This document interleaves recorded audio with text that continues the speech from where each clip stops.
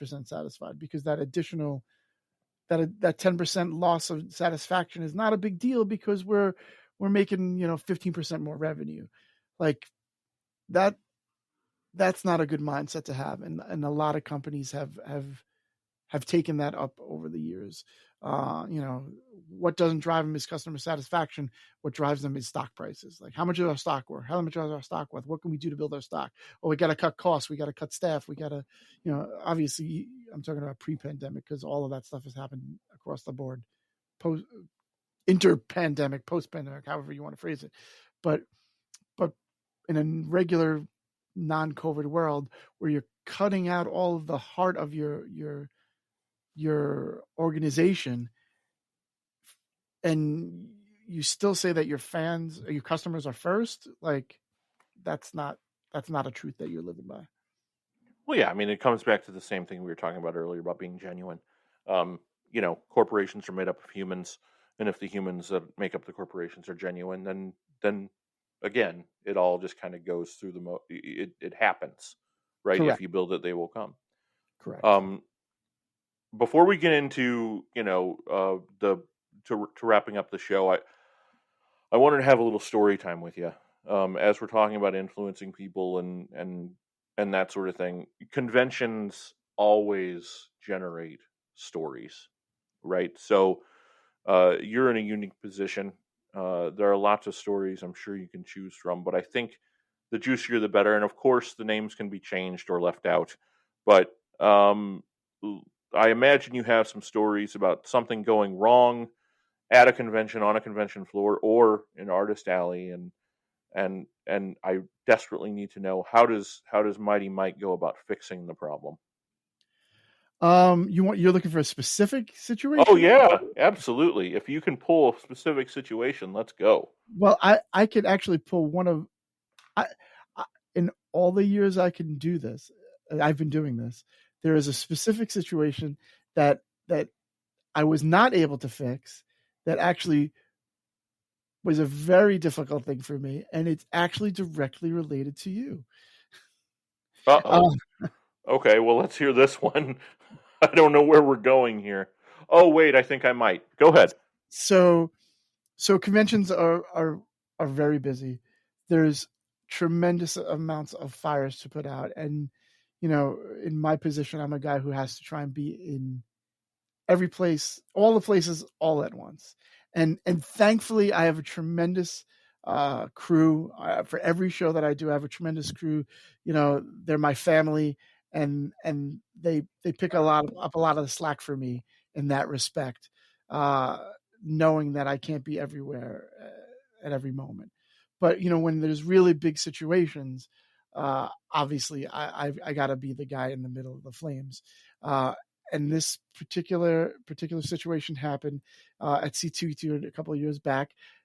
I'm not going to name the creator's name, but Gabe, for those of you who are listening, was going to get engaged at C2E2. Gabe is my brother. He's a very, very dear friend, and his fiance did not know this, but we all knew in advance that he was going to get engaged in front of the C2E2 letters. There was a plan in place for all of us to be there, some of his family, his close friends, everybody to be there when this moment happened. And I was looking forward to that moment probably more than anything else at that show. I could not wait to see Gabe pop the question. And a tremendous fire happened. A very A-list creator. He had made a lot of money at the show, thousands and thousands of dollars. He had kept it in like a little pouch, and he lost it. He lost the pouch, and he called me up and panicked, and I had to help him track it down. And I got so caught up in the moment of doing that putting out that fire, which the success of that story is we found the money, we retraced all of his steps, and we were able to find it. And, the day was saved. But I turned around and I looked at the time and realized I had missed Gabe's engagement, and I was supposed to be there. I wanted to be there desperately. So it And was. I've never forgiven you. He'd never forgiven me. End of story. Good night. But it was very hard for me. Gabe, you know this. We've talked about this before. It was very hard for me. I was heartbroken. But I think that's a good lesson. It's in that sometimes no matter what you do, right? No matter what company you work for, what industry you're in, there's some level of personal sacrifice that's going to happen in order for you to be successful at your career, right? Mm-hmm. Amen. This was not intentional. Like I didn't say, I got to be at Gabe's in 5 minutes, but there's this fire, and then, I'm going to miss Gabe's thing. Oh, well, like I didn't make that conscious decision, but I made the conscious decision so many times of the needs of the creators, the needs of the fans, the needs of the customer, as it were, is more important than my needs. Right. Especially, this is my job and is my career, but I am a fanboy at heart. And, I've been given unlimited access to the things that I love most and hold so dear. And yet I've missed out on so many of those personal opportunities because the higher calling of doing my job and doing it well is more important. Right. And that's a perfect example of that situation. Again, I didn't make the conscious decision to miss your engagement, Gabe, but in the grand scheme of things, I always made the decision of doing what's right for the customer is the focus that has to be right in front of you. And sometimes it will have unintentional consequences, like missing one of your best friend's engagements. So, hey man, you more than made up for it. You found the money, which is number one, especially for the creator in question. That was a big deal, and ultimately you made the ultimate sacrifice, and you officiated the wedding in recompense. That is true, and it was my great honor. But I guess that's the point, right? For anybody to be a certain level of successful, it does come with a certain amount of sacrifice. It does come with and that's a conscious decision. There has been, while I'm, you can, anybody who knows me, Gabe knows me, I'm a tremendous family man. My wife and kids come first in my life and almost everything. But there has been plenty of times where it's like, I need to get this floor plan together tonight. So, yeah. I'm not going to be able to put my daughter to sleep, or, I'm not going to, I got to be at a show and I'm going to miss that baseball game. And, I try and thank God, like for the really, really, really important things like birthdays and graduations and things like that. I've never missed any of that, those important moments. But there's been some sacrifice associated with that. And people have to be aware that sometimes your calling and doing something for the greater good will have some personal ramifications. And that's a hard decision to make. Some people can't make it. And I have found that most people who can't make that decision, it doesn't lead to success. I think that's a good way to transition to the last part of the show.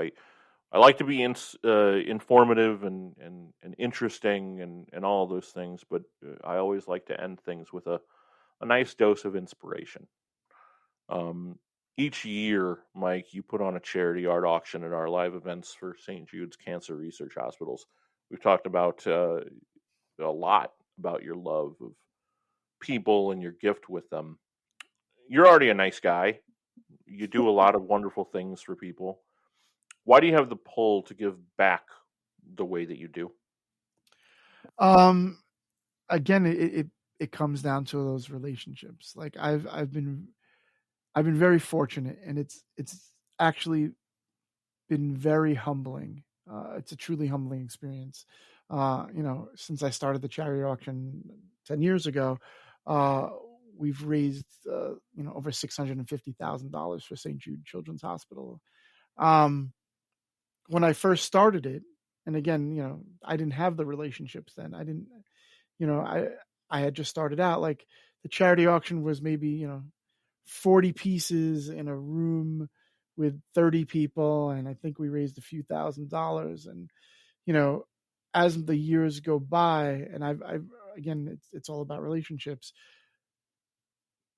People and me, my enthusiasm for wanting to do something bigger than myself and something bigger than this industry, and give back. Like the comic industry is such a great industry. It really, really, truly is. It has its fumbles, as it were. Everybody knows that. I would never lie, but it really, truly is a great community. And I think that I've in my relationships, I've been able to give other people the opportunity to give back where they might not have been able to before. And also people, again, a lot of people want to do it just because they know how much it means to me. Like, I don't know if every single solitary person who donates, and there are so many artists that donate. I don't know if they necessarily believe in St. Jude as the charity, as the cause, but they believe in my want and my passion for it, and how much it is important to me. And again, it's kind of like that karma thing that you were talking about, Gabe. Like I give to them, and in respect, I feel like they want to give back to me by doing the good that they know is so important to me. And I guess because it's also altruistic, right? Like I'm not asking for a favor for me, right? I'm asking for a favor, but I'm not. Hey, can you draw me a Superman so I can hang it on my wall, or give me this original art page so that I could add it to my collection because I love it so much.